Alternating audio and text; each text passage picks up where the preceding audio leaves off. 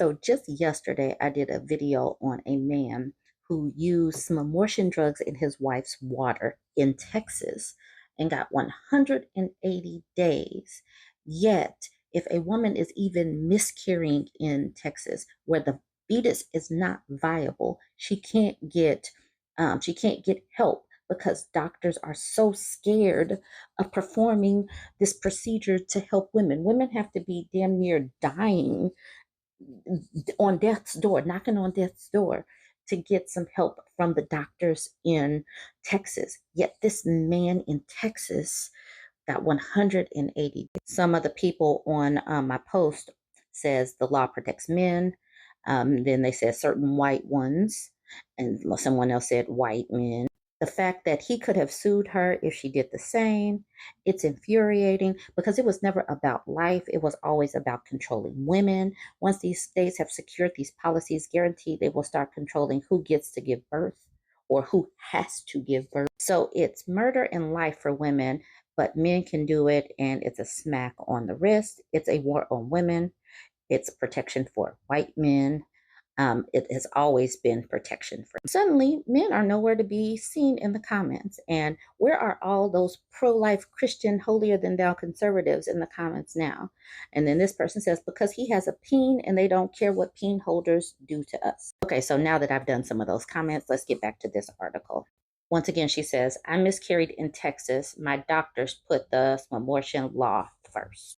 For nearly 5 hours, I alternate between lying in a fetal position on our bathroom floor and curling up against the wall, shivering uncontrollably one moment and burning up the next.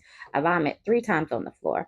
I rock back and forth in tears, repeating out loud to myself, to God, to my husband and my dog on the other side of the door, to please, please, please make this stop. The pain is so blinding, I think I am hallucinating. It goes on for so long, I don't have the energy to scream at what feels like every single bone in my body crumbling, my body breaking apart, collapsing into itself. Between each new wave of pain that comes, I try to focus on the broken grout between the floor tiles. I pass out twice. I'm terrified that I will die. No one should have to fear that they may die because of a miscarriage. And yet, for women like me in the United States, in Texas, that fear is very real. And then we got Brittany Watts in Ohio being miscarried because being prosecuted because she miscarried in the toilet. And then they came for her. There is a war on women in this country. So this is Erin. This is the writer.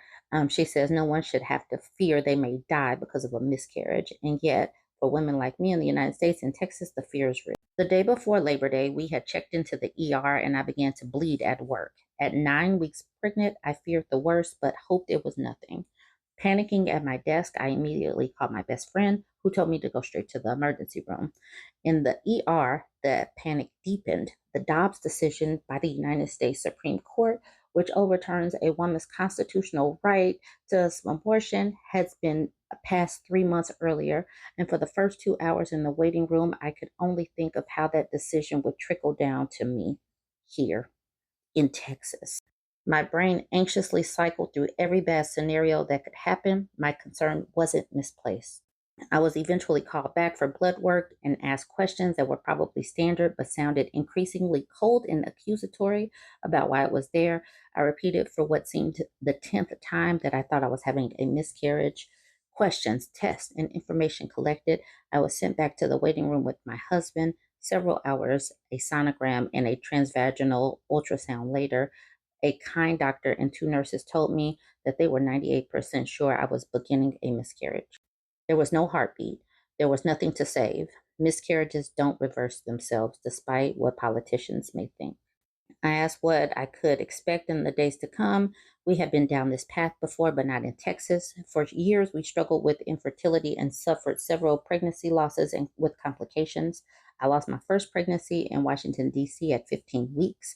My doctors were wonderful and compassionate and immediately arranged for me to have a DNC, a procedure that is used in abortion because I was too far along to miscarry on my own and to limit the trauma of my loss, which they don't do in Texas because they want women to feel all the trauma that goes along with miscarriage in Texas because, pro-life, yay. The only pain I woke to after surgery was emotional, not physical. Back in Texas, they gave her an Advil. She says, before we left, I asked him and the nurse if things had changed since Dobbs. Without hesitation, they both said yes, clearly upset. Every OB they knew was trying to leave Texas. For the people that keep voting for the right wings in these red states, these forced birth states, if all of the OBs leave, where would that leave you? Regular woman that wants to have a baby, that's wanting to do this, but there's complications. Or you just want to have a kid and there's no OBs. Where do you go? These people, you people that keep voting for Republicans in these states, are going to cause irreparable harm to people, even people that are having babies within the sanctity of marriage. She says, as a woman who has dealt with infertility issues and miscarriages over the last 6 years, I've had my share of bad days. The next day was unnecessarily the worst day of my life. She says, by midday, the cramps became debilitating and the bleeding worse. I powered through those 2 phone meetings and then canceled another when the pain became too much to bear. An unholy amount of Advil did nothing. I crawled into our bed to rest and watch anything on Netflix to try to distract myself from the pain. That didn't work. I bolted for the bathroom when I felt like I was going to both vomit and break apart into pieces. I would spend the next 5 hours on the bathroom floor thinking that this was terrible but normal, remembering the words of a friend in Texas who had told me about her painful miscarriage at home. When my husband and I returned for the second time to the ER, we explained what happened. The pain is too intense, too deep for me to think about anything else. I'm given a wheelchair this time, and I sit weeping in the waiting room until I'm brought back for more blood work and finally to a bed. A doctor wearing cowboy boots under his scrubs comes in and asks me if I want some real relief. They give her some fentanyl, and the pain vanishes. Sonograms and a CAT scan are needed to rule out other things, but the technicians that do this are an hour away, so we wait. I'm eventually returned to my bed, and my husband comes. Minutes later, the doctor becomes concerned when my white blood cell count skyrockets. She's about to get an infection. This is obviously a long article, but after a while, she says she's given more fentanyl as the pain returns and more hours pass waiting. Around 5:30 a.m., the doctor returns. As he's opening his mouth to start talking, I stop him and I tell him I need the bathroom because something is leaving me. That something was my placenta, which the doctor and nurse came in to collect for biopsy. The doctor confirms, to the surprise of absolutely no one, that I'm miscarrying. He prescribes hydrocodone and an anti-inflammatory drug. She says, before I'm discharged, I asked him to be frank with me. Why wasn't I offered a DNC, a surgery that clears the uterine lining after a miscarriage and spares the woman the physical trauma of experiencing what I did over those 2 days, or misoprostol, a medication used to treat miscarriages but also used for medicated abortions? Did Dobbs' decision affect how women were now treated in the ER? He sighs heavily and just says yes. He says that doctors now felt the pressure because of lawyers, and that today, because my HCG levels were going down, confirming pregnancy loss, he was in a better position to recommend to an OB what the attending doctor the previous night couldn't. So lawyers and politicians are ruining women's lives. They're adding extra trauma to a pregnancy loss, and they're going to force doctors to leave these states.